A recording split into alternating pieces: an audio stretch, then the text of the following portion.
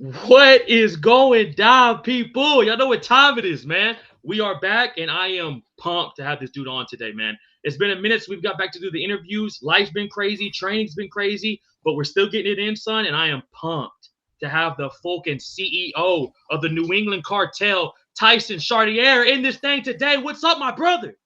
What's up, Sterling? Good day over here. No complaints. A little jet lag, but I'll take it out off a win. Real quick, how long was that flight back from Abu Dhabi? It was about 13 hours, That's so crazy, bro. it was rough because we got up Saturday morning for the fight, which is really midnight East Coast time, and then we win the fight. We watch the rest of the fights. They don't end until 1, but our shuttle to the airport's at 6. And I didn't sleep on the plane on the way back. I stayed up till midnight, so I stayed up 48 straight hours from Oh, Friday bro. night at midnight to Sunday night at midnight. I was up, so I'm getting recovered now, but it was a wild 48 hours. Bro, and especially because like you just said, the time zone too. Like that, I didn't even think about that, bro. When y'all are going out there to fight, it's what time was it for y'all in your time when y'all were walking out? It was like regular East Coast time in terms of like usually the East Coast pay-per-views start off at 10, prelims start at Yeah. 6. So it was regular time for that. Like we fought local time at 6:30. So it was pretty Mm-hmm. easy to adjust for that. It wasn't some wonky stuff. Last time I went to Abu Dhabi, we fought where did we fight? We fought Max at like 7 in the morning. We Yeah, fought that's Daniga at crazy. like 8 in the morning. So we were night owls. We just got up every night at 3 a.m. and then trained every morning at 7:30. Went to bed at 7 p.m. every night. This was regular sleeping schedule once we got there. Got there Monday afternoon, and we forced Mitch to stay awake until like 8 p.m. and then he was able to go to bed. And then Mitch got on a pretty normal sleeping schedule that week, so we were fortunate. Bro, and by the way, people, if y'all haven't already, we're talking about his this past weekend. Mitch Raposo went out on 321 in the prelims, baby, and got the job done, son. His opponent got cut from the UFC. It is what it is, but we came out there and got the fucking job done, man. So I want to give a huge shout out to Mitch Raposo and Tyson. How long has he been training with y'all now for, bro? So I met Mitch when he was like 18. He's 27 now. He's Uh-huh. always trained at Regiment Training Center, and then I started managing him when he was about 18. His last amateur fight was the first fight I cornered for, and I've been cornering him since then. The only two fights I didn't corner him was the Contender Series fight because he only got to bring two out, so he went with his other two original coaches. And then the Ultimate Fighter, you don't corner fighters. So, but other than that, Yeah. I've cornered him for every single fight since his last amateur fight. And then the last probably 3 fights, he's been training a little bit more with us. He still trains at home at Regiment, and then he splits time and goes out to Extreme Couture for a couple weeks every camp too, just to get a different look and work with some of the coaches out there. So yeah, it's probably been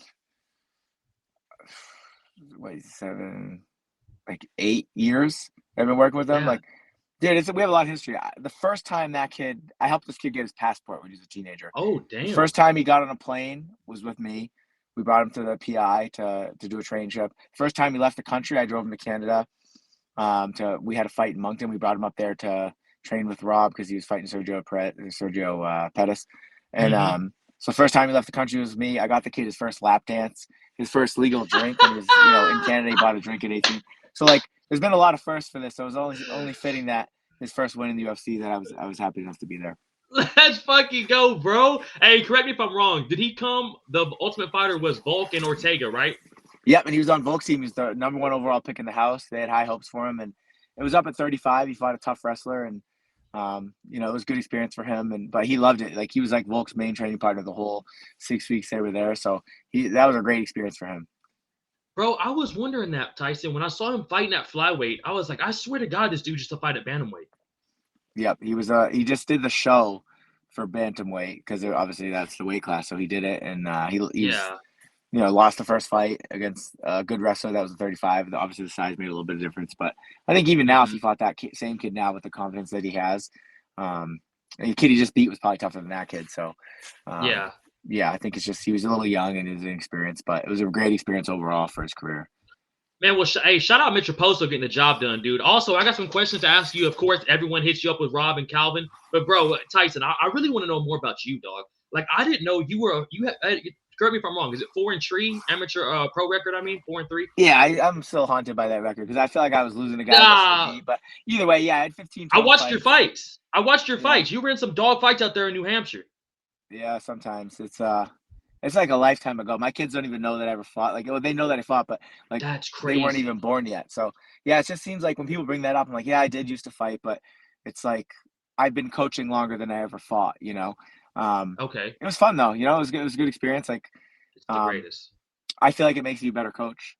Like Oh, dude. it would have been great to go 7-0, but like I really truly believe that like the 4-3 made me a better coach because some of those losses were like stupid. I took fights, after concussions that I shouldn't have taken. I Mm, took fights with injuries I should have taken. I dieted wrong. I did weight cuts wrong. I didn't have the right been corner there. set up. Like there was a lot of stuff that I learned like trial and error through myself that now I apply to the fighters that I work with. I'm like, listen, don't make that mistake I did. So I think it definitely makes me a better coach. Like even like the ability to like talk to fighters between rounds. Like, Mitch was it was an even fight going in the third round and I had to get in his ass. And having that ability to look my fighter in the eye, like knowing like I know what you're feeling right now. I've been in these situations. Like I know you're in a dogfight right now. It's like you have 5 minutes to do this.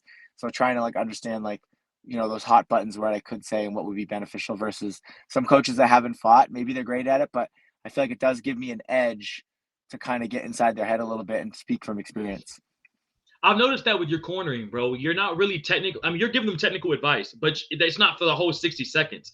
You're mixing it up, and they're like, and honestly, that makes so much sense now. Like you were just saying, bro. Like you're talking to them not only as their coach, not only as a friend, but a guy that's been in there, knows what the emotions are like, and you're giving them the real shit. Yeah, I always describe myself as like, yeah, I'm a black belt. I wrestled, but like I've transitioned more into being an MMA coach. Like they got other jiu-jitsu coaches, even though I'm black belt. Like there's better people that can teach you jiu-jitsu for MMA than me. I'm definitely not a boxing coach or a Muay Thai coach. I'm more of a a striking strategist. I'm just the MMA coach. So I'm gonna leave the technical stuff generally like strategically. I'll say like, hey, we need to pressure forward or like, hey, the 1-2 uppercuts there, stuff like that. But I'm not Yeah. tweaking their striking. It's yeah, like I'll give high level technical advice. I'll leave the in the weed stuff to the technical coaches or the skill coaches. But in the fight, my job is to just run the pace of the fight and like help them find pathways to win. And sometimes that's motivational. Sometimes it is technical advice, is bringing in the skill coaches with like explaining some things, or sometimes giving the technical advice myself. So, yeah, I think it's definitely like being on the MMA side of things, like from a coach standpoint, it's sometimes it really is just motivational. It's like I need more out of you. I don't care what it is, but you just need to try harder, or you need more volume. Little things like that. Because I think anybody that was watching that fight from home was like screaming at Mitch, just do more, just do more. It's working, and trying to pull that out of him. And he's still learning on the job. And yeah, I think we, obviously we did enough to win. And yeah, the advice is just more. Sometimes it's just motivational. I know I can ramble when I And talk, but and he got a little bit of extra little cheddar right there from homeboy missing weight. yeah, we got an extra like $3,600, Ooh, which is take it. nice. Yeah, which is nice. It's crazy because this is his fought in the Ultimate Fighter, the Contender Series, and now he's had 3 UFC success. That's 5 times he's fought in the octagon, and 3 times people have missed weight. Wild, So bro. he's just had some bad luck. We felt like obviously being 0-2 in the UFC, both split decision losses, one to a Mm-hmm. kid, who missed weight. It's his back's obviously against the wall. You were flying over to Abu Dhabi to fight a kid from that area, that part of the world, Mm-hmm. and a 4-1 underdog, like, and then the kid misses weight. It was just like insult to injury. So, I think it just stacked the chips, made Mitch even more kind of like, all right, there's just more adversity that we got to deal with, and I think that all led to him being more confident leaving the fight because he's like, I beat this kid on his turf and being a 4-1 underdog, and he missed weight. So I think it's just moving forward. It's gonna you don't like it when it happens, but I think moving forward, it is going to lead to Mitch being more confident with what he can do in other fights. Hey, his boxing looked good, bro. Yeah, this is the first camp that we've taken Mitch to a boxing gym and did boxing sparring. Bro, he Um, looked fucking crisp. Not a ton, but he's always, his longtime striking coach is Brian Raposo, which is no relation, same last name, but that's Crazy. the striking coach at Regiment. That kid, like when I met Mitch as a teenager, he was already like crazy striking. It was just he didn't have that finishability yet. He was like have a lot of amateur fights that he was winning decisions, and then he kind of learned how to start finishing guys as a pro, and then now he's trying to finish the best guys in the world. But like yeah, his striking's always been crisp. And then this was the camp that we decided to integrate boxing sparring. So I got him. We only did like Mitch was dealing with some injuries in camp. Like he broke his nose out in Vegas, training Mm-hmm. with a guy out there. He got kneed in the face. So the whole camp we're wearing one of those big face masks. Couldn't really get hit. It was a frustrating camp in that regard. So we had to cut the boxing. We were gonna do 5 weeks of boxing sparring. We only did 3. And but even those 3 weeks, I saw growth. And he got in there, got a bunch of rounds, got in there with some boxers, and I think he started to gain confidence that his hands are great even when he can't wrestle and kick. So it built some confidence there. But yeah, I think his boxing is amazing. It's just the mindset going into it of like using it a little bit more. I think that, as he grows and matures, you'll see that even more. Like the kid's so fast. You can't teach speed, and he's got it. No. Our boxing coach, Sean Farley's like super, super impressed with his hand speed. And he's like, Tyson, he's like, I've never worked with a kid that his hands are this fast, And so he was really enjoying working with Mitch too. So yeah, I thought hopefully we can build on that in future camps and just keep making it better. Tyson, how many amateur fights did you have, bro? I think 8. I think I went 7-1 amateur. I fought for the Tough Enough belt out in Vegas. That was my last fight. I lost that. But again, that was a fight. Like, I won my last fight against Nate Andrews, who ended up fighting in like the PFL. He's really good. And then I got invited out to Vegas to fight for the Tough Enough belt. And the day after I fought Nate Andrews, I went to team sparring. I was all cocky. I'm like, oh, I don't need time off. I'm going to go to spar. and I got knocked out. I got knocked out in team sparring a day after I beat Nate Andrews. And then 3 or 4 weeks later, I still fought out in Vegas. I got knocked out again. So I was like, those are the type of mistakes I'm talking about. Like, I had no one telling me, like, dude, don't get to sparring the next day after your fight. And also, you got to go back. I literally was wearing sunglasses the whole time. All I did was cut weight for that camp. I couldn't train because I had headaches. So, like, stupid stuff like that. Like, I didn't have anybody telling me, like, no, don't spar after a fight. Don't take a fight, 3-4 weeks after you got a concussion.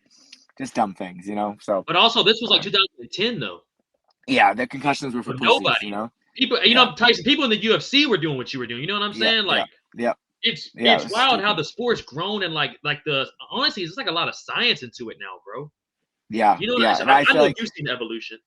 Yeah, no. I feel like I probably get credited for being one of the more conservative coaches when it comes to resting my fighters after they take tough fights. Nice. I made Calvin sit for a year after the Max fight.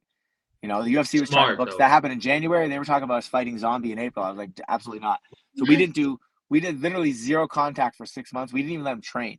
And so we had him sit on the shelf. And then after 6 months, we let him start training a little bit with no contact. And then at 8 months, he was allowed to start like full rolling. But we didn't spar until we got the contract for the Giga fight. So yeah, I try to keep these guys. And then after the Cheeto fight, I had Rob sit for a year. So I feel like I'm very conservative. I always say this, like, if it's anything you have 2 of, whatever. Push through an elbow, push through a knee, push through a whatever. All your ACL's torn, you can still fight. All right, cool. But brain and spine, I don't mess with. If it's your brain, if it's your spine, we're going to be conservative and we're going to take we're not going to try to find a doctor who can fast track us. I even pushed back on the UFC PI. They were like, oh, he's going to do this, this, this, and this. And I'm like, no, we're going to do like way longer than that, and they were like, okay, I like it. That's cool. And so it's, I'm very conservative when it comes to that stuff. And I think partly also because of the experiences I had, like no one was telling me, no one was protecting my head. Now, I'm 45, I got 3 kids. I feel like I trip over my tongue half the time. Like I think it's just my age, but like how I'd be so bummed if I like ended up like sounding like some of these guys that you see how fast they deteriorate once their voice starts going. But yeah, man, it's tough. I take that stuff very serious. Bro, and you really don't see that a lot. I think the only one I can think of off top is Whitman and Gaethje when he got knocked out by Holloway, and we didn't see Gaethje fight for a long ass time. Really, y'all two are the only ones doing it, bro. I've seen dudes put out cold, Tyson, and 3 months later we see them on a pay-per-view card, and you're like, oh fuck, all right. Yeah. Or like Rebecca, he might not get knocked out cold, but he's always in goddamn wars, Tyson, and fucking wars. And we see him 3 months later, and I'm like, how the fuck did he even heal?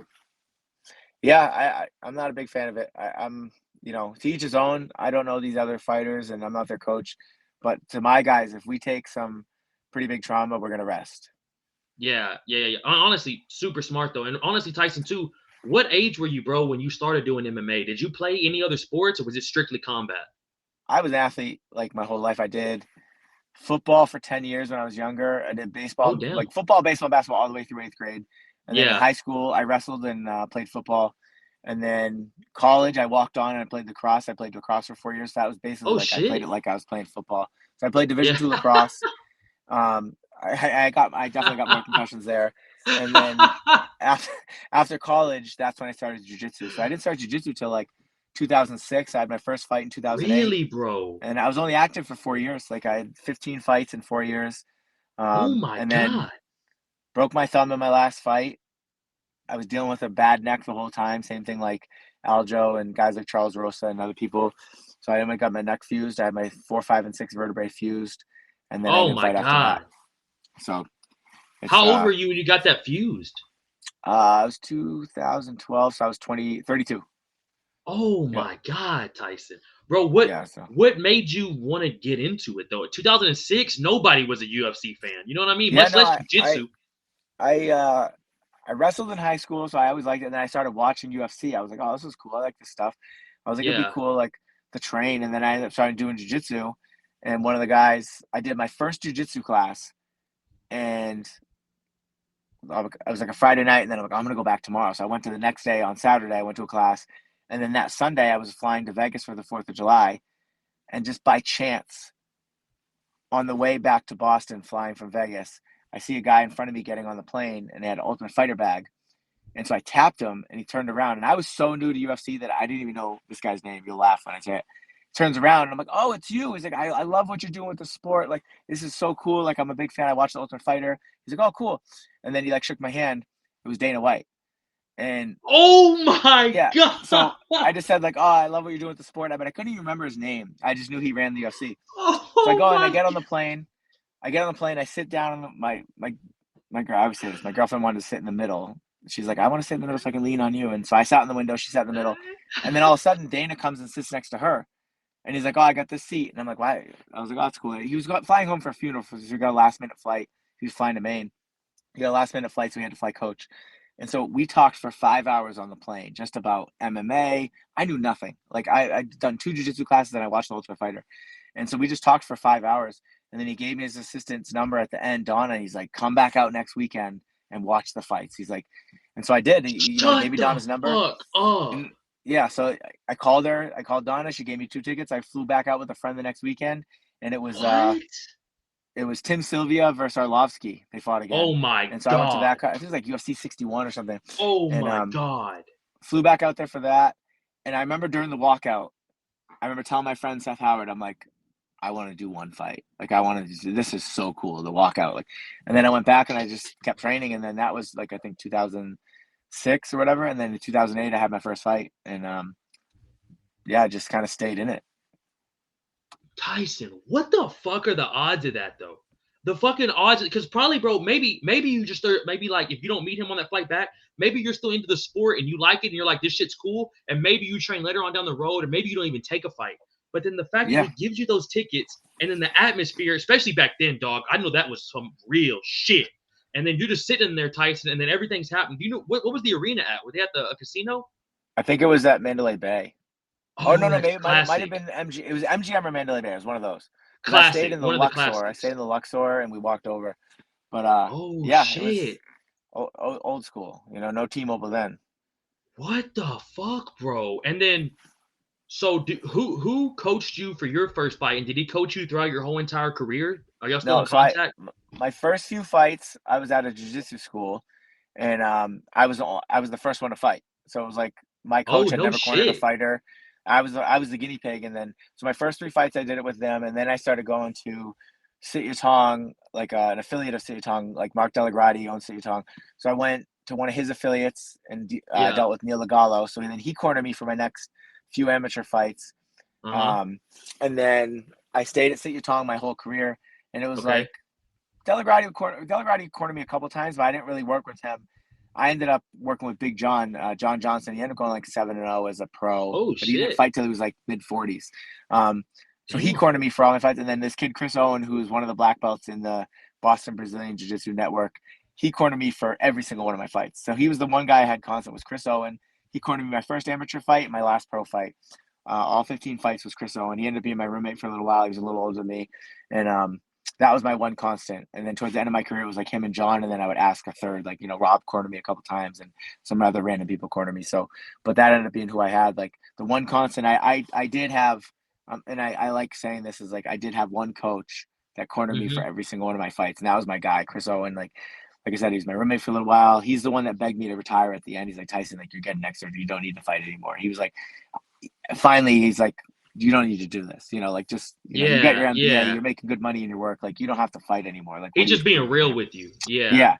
So I was happy to have him, and I do feel like every fighter needs that guy. Every fighter needs that Yes. one guy that's going to be that knows them from the amateur days all the way up through, and like can really like look in their eyes and tell know what they're thinking without having to ask. And yeah, I was fortunate enough to have Chris Owen be that guy for me. Especially back then, Tyson, because people want to talk about not making no money now in the UFC. Dog. Yeah. You know what I mean? And much less just a pro regional scene, dog. Yeah. You know what I mean? You're probably paying to do this shit. Yeah, I made 600 and 600 in my last pro fight, and I shattered my thumb on the first punch of the fight. It's fused now; it doesn't even bend. Like, all for what? It was just I was just fighting for pride. I was just fighting to challenge myself and be able to like do something that scared me. Yes, bro, it is terrifying. I'm not gonna lie. I've had 6, Tyson. I'm 3-1 in MMA, and I've had 3 Muay Thai fights. Nice. Regardless, bro, each time, Tyson, I'm like, why the fuck am I doing this? Every time. I always tell this to the fighters before I corner them. Like, listen, you're gonna be in the locker room and you're gonna be thinking to yourself, why am I doing this? I'm never doing this again. This is stupid. Yes. I go, and then the minute you fight, you're gonna be begging to be right back here. I was like, it's just, I swear to God. I swear to God. Without question, that's how everybody feels. And some people try to act tough and act like they're not nervous, but the reality is we're all saying the same thing. Like, why am I doing this? Like, this is so dumb. I could just get a job, Bro, Tyson, I've been going to the place where I'm about to go fight at, and I've went and got like coffee or a drink somewhere, like even at the store to get like Gatorades or some shit. And I'm like, bro, I would kill to trade positions with this cashier right now. Yeah. I would literally shoot someone in their face to be the cashier and then talk to this guy and be like, oh, good luck with that shit you're about to go do. You know what I mean? Or like when you're walking in, bro, because it's a different smell, Tyson. The smell's different. The locker rooms, like, everybody's cracking pads. Everybody's in a different zone. Motherfuckers are mean mugging other motherfuckers. Some people are laid out doing a yoga session. It's just fucking crazy. Yep. Yeah, no, there's nothing like it. Bro, so from when you stopped fighting, when did you think, I think I'm going to start coaching, or were you coaching the whole entire time on the side? I was coaching the whole time. So I came in, like when I went to that school at 3-0 as an amateur, I was already a purple belt. I wrestled in high school. And the senior song was mostly Muay Thai fighters, like Muay Thai fighters that were doing MMA. Like Kenny Florian had been there before. He left. So it was a bunch of it was a young fight team that like a bunch of the pros had just left. They kind of had like an exodus when Kenny Florian left. It was like Marcus Davis, George Gurgel, Jorge Rivera, Kenny Florian. They all left. So then it was like these young fighters, all amateurs, were there. I came in. I had like 3 fights. Most of them had like 1. And they were all like stand-up guys. So, and they were all like early 20s. I was probably like 26, 27. So it was guys like Rob Font were there, and they were there just doing nothing. They were just like taking the intro Muay Thai class. And then, so I just started, like, I was sparring with those guys, and I just started helping them. Like, guys, you guys are trash jiu-jitsu, trash wrestling. Like, so I started like helping them, throwing them around, but then I would teach them. I was like, hey, do this. And then I was getting myself fights, and they were like, can you get me a fight? And then so I was like, yeah, I'll get you a fight. And that's how I started managing guys. Like I got Rob his first amateur fight, a bunch of other guys on that team. Rico DeSchulo, he was on the Ultimate Fighter on Team McGregor. I got him his first amateur fight. Like all the guys I was training with, I just ended up becoming their manager. And then at the same time, they're like, can you corner me? Can you help me with a weight cut? And then that's how I got into coaching. And then I think it was, we did that for a long time. And then it was, I think 2017 when Rob was like, what do you think about us breaking off and doing our own thing? And then that's how, we ended up doing with the England Cartel. That's how that happened. Bro, I didn't know that you've been with Rob this long.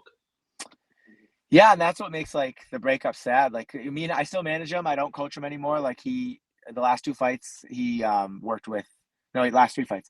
He worked with Zahabi at TriStar. So it was after the Figgy fight. He's like, I'm going to make a change. And then he went to a different coach, which is fine. Like, fighters do that. But that's what makes it sad. Like, I always thought I would be his Chris Owen. Like, I'll be the guy that was there from your first fight all the way through. And fortunately, like, we're still on good terms. I still manage him.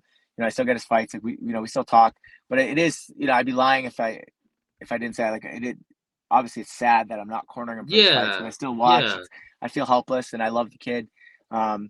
But that's how MMA is, like MMA, yeah, is, bro. All your teammates, like, you don't necessarily stay with the same group the whole time. And and unfortunately, I said this before, is like coaching is really, really difficult in the sense that like I have to pour my heart and soul into these athletes, like in terms of like prioritizing them over my wife and kids, Mm-hmm.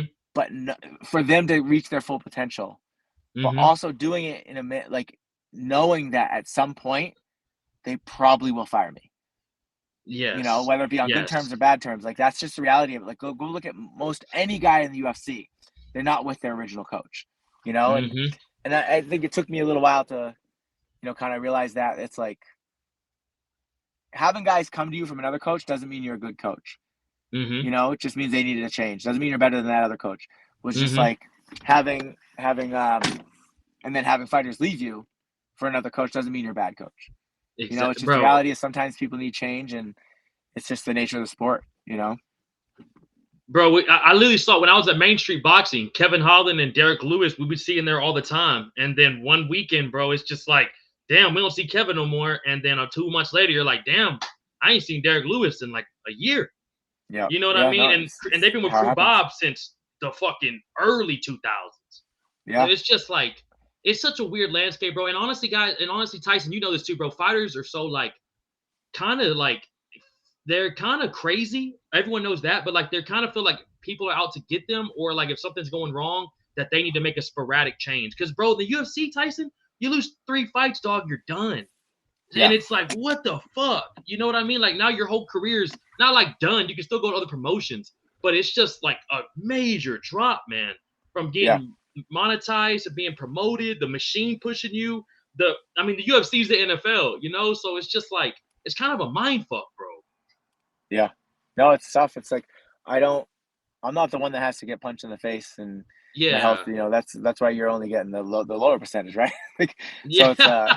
it's yeah, it's tough, man. It's hard not to take this stuff personal, but you got to be professional the whole time, and I'll Yeah, always be man. professional. Like even if I don't agree with certain things, it's like at the end of the day, I can give the advice I give, and people are going to take it or they're not, and you live with, you move on. And I've learned that I'm just going to focus.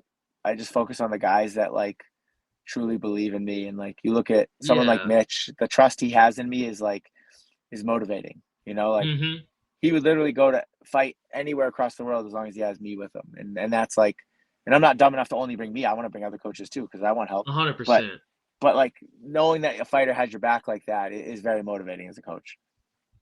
Um, Tyson, if you, I know I've had you on for 30 minutes, bro. You mind if I ask you a couple more questions? I know you Yeah, gotta go go. ahead. You're coaching the Super Bowl Lions, son, the New Hampshire Lions, and you're out here trying to make moves, brother. I'm so sorry. I got a couple more questions, No, you're good. You're and good. I just really appreciate your insight, bro. Dog, I've been wanting to talk to you. I mean, of course, you had the massive rise of the New England Cartel when Calvin and Rob were just murking motherfuckers, and they had. I know you've been on everything. Everyone's talked about you with them, but I've always been interested in like, who is this guy? Like, Yeah. you know what I mean? And like how you got into where you were. So like, how did you start the New England Cartel? Was it like when you and Rob left, did your own thing? Did you have to go find a whole new gym? Was it just you? Did you have to get the rent? Did you have to, you know what I mean? Can No, you kind of walk me through we that? ended up. So we left, and then we became like vagabonds. We just trained at different gyms and like cross Okay. trained with a bunch of people while we did like our focus on like whoever we're fighting. It was just me, Rob, and Calvin. And then we had to bring in a couple of different guys. So then we brought in like Tom Pags. He started training with us full time. Nick Fiore. Tom Pags like 10-2 now. He'll probably be in the UFC very soon. Nick Fiore went to Beast. the UFC, lost a couple fights, but he should be Beast. back soon. So like it was just the four of us, and then we started training, and then COVID happened. So we had Mm-hmm. no gyms at all. So we started training at our boxing gym and just doing like private trainings. Then I had a key to another gym in New Hampshire. So we did like closed sessions training there during Mm-hmm. COVID. And then when COVID started dying down, Rob had his knee injury. So he was out for a little while. And then Rob rented a little studio and Mm-hmm. then to do privates in. And then he's like, hey, can you guys come here? Let's just practice here. So for probably a couple of years, we were just training at the Rob's little studio. I mean, you have ESPN coming with UFC filming in this place that's like 600 square feet. It was funny. But we ran like 8 or 9 main events out of that little studio and had That's success. crazy. And it was cool. It was like we were doing like a lot with a little, with little training partners, little coaches, little room, and we were on the top of the world. It was pretty cool. I think we thrived in that environment of COVID with little resources. We were more comfortable with that than some of the bigger gyms. So I think that was a perfect storm of COVID happening. Sorry, I keep touching the light on.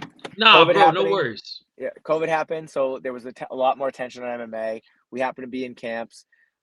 We were getting a lot of attention because we were in main events during COVID, and so Mm-hmm. and we happened to win those fights. So all of a Mm-hmm. sudden, it was like a lot of attention put on the small team, kind of like the fighting nerds just went through.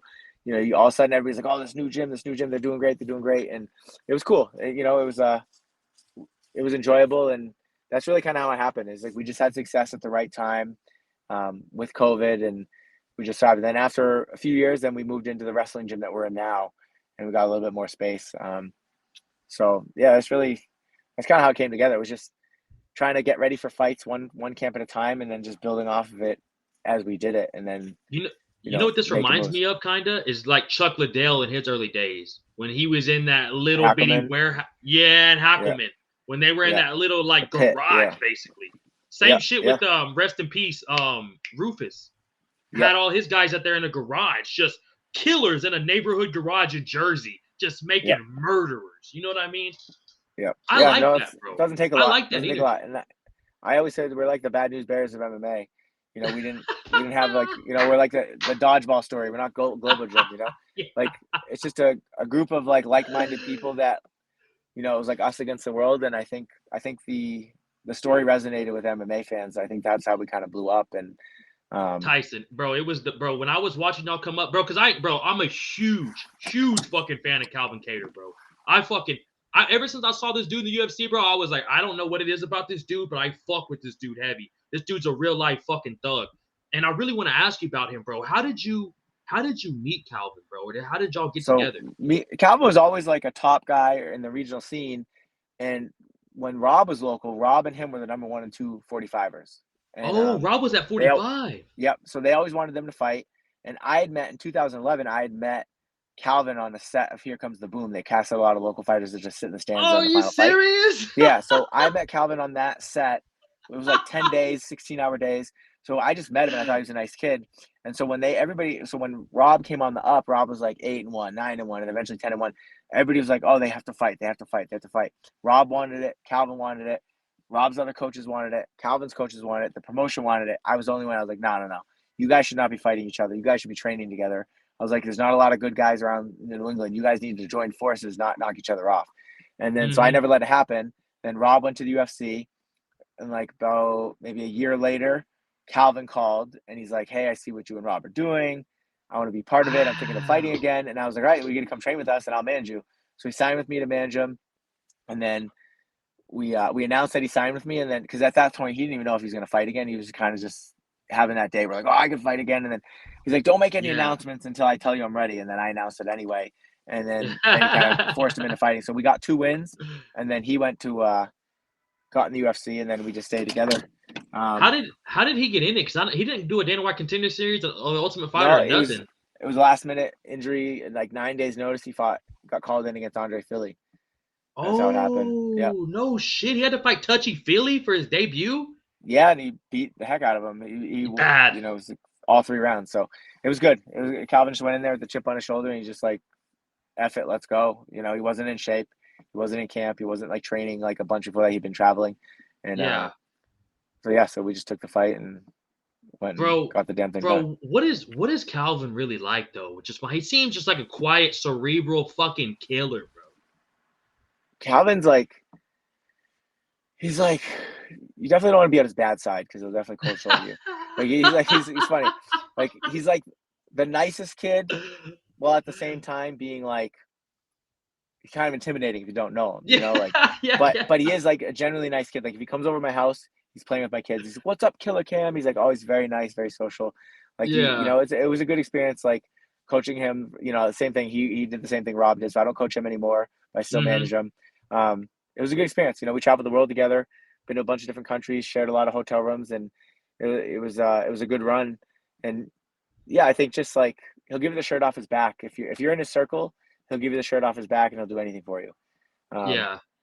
so yeah, so obviously, his last couple fights didn't go his way. So I'd love to see him get back in there and just like let the old Calvin come out and just let the hands go, because everybody, when Calvin goes, he's one of the most exciting fighters there is, Bro, and that Josh fight, Emmett fight still to this day is one of the craziest fights I've ever bugs seen. me. Yeah, we should have won that fight, but yeah, that one still hurts. I think that was a rough one. Chris Lee's 4th round score really really screwed us, but we should have done more in the fight. But it is what it is. It was a good fight though. Yeah. Tyson, overall though, man, dude, I mean, what a dope ass life you've got to have though. From like meeting Dana on that plane trip to then getting in the UFC, taking your own fights, having 15 fucking fights, 7 pro fights, lengthy ass amateur career. I mean, you have you're living the dream, Tyson. Like you have your own gym, brother. You're traveling across the world, still working with the UFC. I mean, fucking A, bro. You've made it. Yeah, man. I went to I always say I got my MBA and I don't use it. So yeah, no, I'm blessed. I tell my wife all the time, like, and I try to tell my fighters, like, you got to practice gratitude, like being like you fight, so you're a driven person. Like when you're competitive and you're driven and you're goal oriented, the curse that we have is we're never going to be satisfied. Never. So it's hard to be grateful, And I say to the guys, I was like, I look at my young guys, I go, if you could be where Calvin is right now, if you could snap your fingers and you could have his career, if you could retire at the end of your career and you had what Calvin had, they'd be like, oh my God, that would be a dream come true. I go, oh yeah, but you ask Calvin's probably not happy where his career went to. Just like you as the 7-0 local fighter, you're not happy because you're not in the UFC yet. Calvin's not happy because he didn't win a title. Well, you know who else isn't happy? Volk's not happy because he lost to Islam. So it doesn't matter. Like, you got to shoot for the moon, land in the stars, and you got to figure out a way to be grateful with whatever you have. And the reality is, I have a wife that I trust. She's beautiful. I don't have to worry about her cheating on me when I leave. She's a great mother. Our bills are paid. I have 3 kids that are all healthy, that love me, and they're in a safe home. Like, I grew up pretty poor. I'm blessed.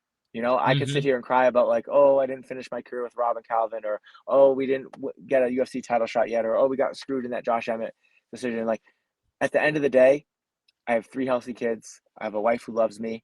I have some fighters like Mitch who like absolutely like trust me, and I get to travel the world on the UFC's dime, trying to beat some of the best fighters in the world on TV. Where my kids get to go into school and say, "Oh, my dad was on TV." Like, I'm blessed. I have nothing to complain about. So, honestly, bro, and honestly too, I think you take it all in, Tyson. I think you're a very grateful dude, man. Honestly, bro, I've always wanted to talk to you, bro. That's why when you messaged back on X, brother, I couldn't believe it. Because I've been wanting to chop it up with you now, Tyson, for so long, bro, and just honestly know more about you, dog. Like, I appreciate the fuck out of you coming on here today, man, giving me 40 minutes of your time. I know you're busy. You're coaching the fucking New Hampshire Lions to the Super Bowl. That's a tough task just in itself, brother. And, bro, I just really appreciate you, man. If I'm ever out there in New England, I got to come get some work in over there with these boys, man. Get it. New England Cartel in this bitch, people. Y'all know what it is. The CEO, Tyson Chartier, man. Tyson, you're the man, bro. Make sure y'all follow my man at Tyson Chartier. It's been scrolling by this whole entire time. Shout out Mitch Roposo. Shout out Rob Font. Shout out Calvin Qatar. And shout out all the boys over there in New England getting the job done, man. Tyson, appreciate it, you're brother. The man, bro. Super grateful to have you on, dog. And thank you so much for everything, brother. Thank you.